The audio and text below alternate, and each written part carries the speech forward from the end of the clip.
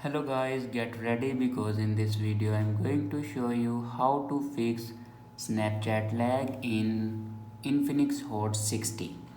So watch this video carefully and follow every step as I'm showing in video, and don't forget to subscribe the channel. So let's start the video. First of all,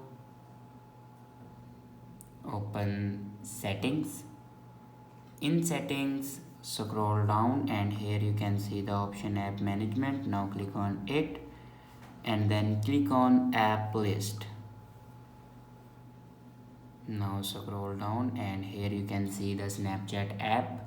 Now click on it and then click on storage and cache. Now here you can clear the cache memory of Snapchat. After clear the cache memory, then go back to the main page of your settings and click on my phone.